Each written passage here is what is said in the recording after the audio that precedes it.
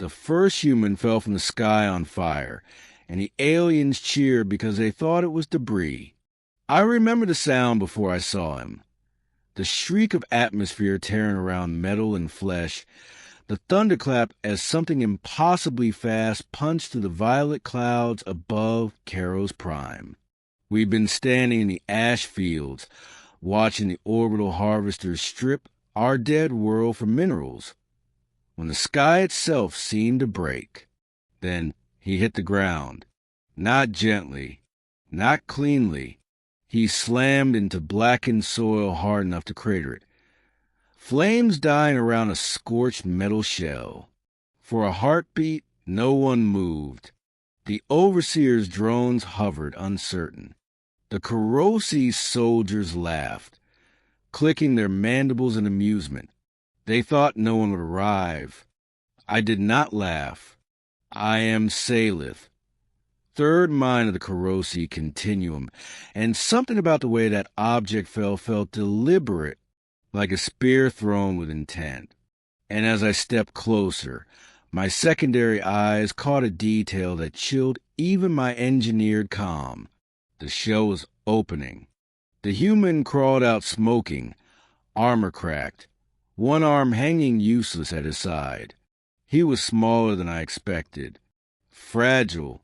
His visor was gone, revealing a face streaked with blood and ash, eyes burning with stubborn clarity. He looked around at a conquered world, at 1,000 rifles aimed at him, and he smiled. That was when I knew this was not debris. That was only the beginning. Caro's prime had been dead for 3 cycles. Our seas boiled away under orbital bombardment. Our cities reduced to glass. The continuum didn't bother finishing us off. Extinction was assumed. Resistance was statistically impossible. Earth had surrendered a century ago, signing treaties that forbade interstellar militarization. Humans were finished. So when the lone warrior straightened and planted his boots in our soil, every model in my mind screamed error. He raised his intact arm, wrist-mounted device glowing faint blue, and spoke, not to us, but to the sky. "Drop complete," he said calmly. "Package delivered." The ground trembled. What I saw next changed everything. The clouds above Caro split open, not with fire, but with light. Dozens, no hundreds, of burning streaks tore through the atmosphere, controlled, precise. Drop pods. Human drop pods.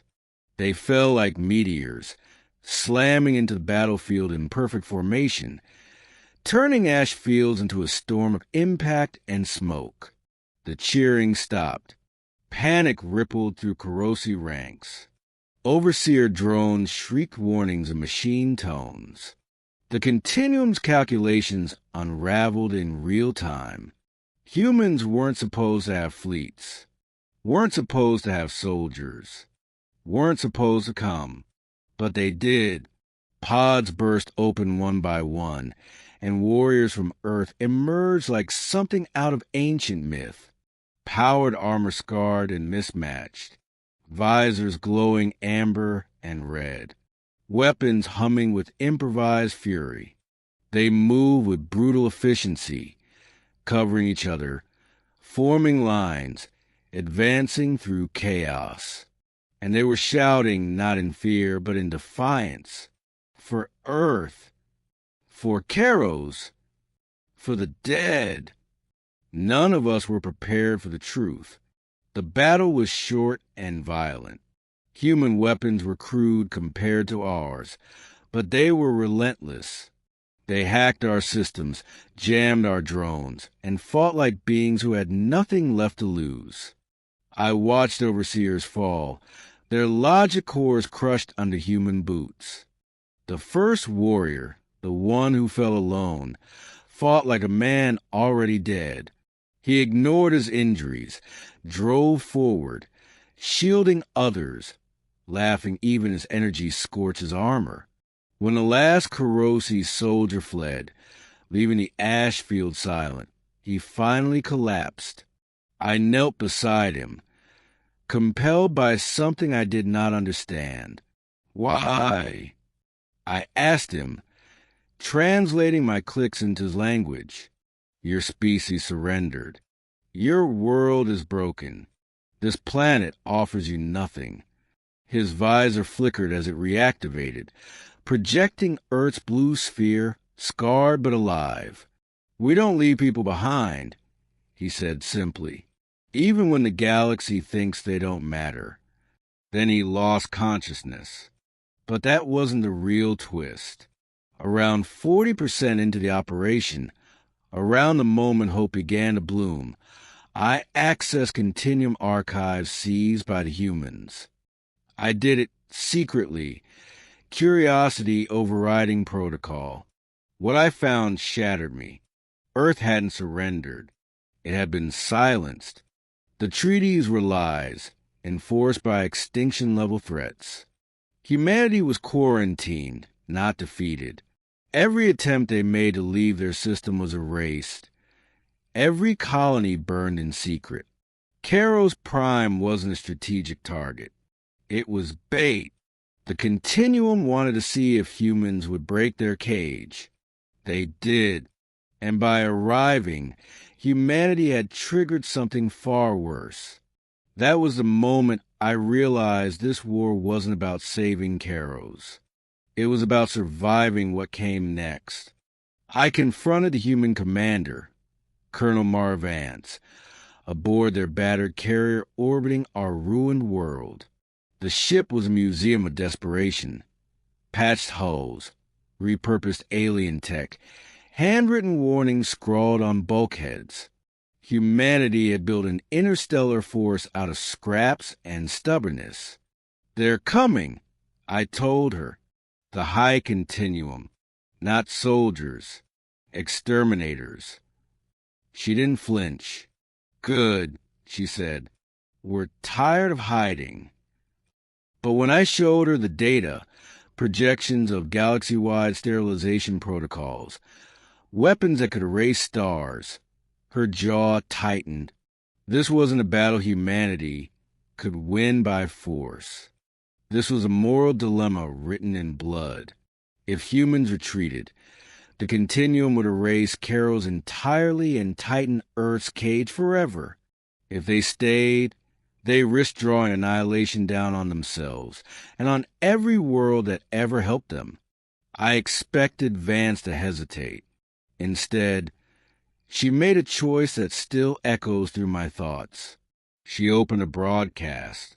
Not a threat, not a declaration of war. A story. She showed the galaxy images of Earth before the silence, of cities, music, laughter. She showed Caro's Prime before it burned.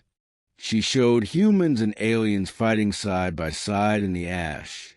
Then she spoke. We were told the universe didn't care, she said. That survival belonged to the strongest, the quietest, the most obedient. We refused that lie. The signal went everywhere, and the response was not what anyone expected. One by one, ships appeared at the edge of the system.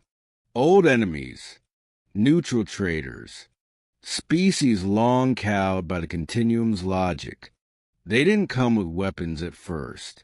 They came with witnesses. The Continuum arrived last, their presence blotting out stars. Their voice boomed across space, cold and vast. Humanity is an error, it declared, an emotional contagion.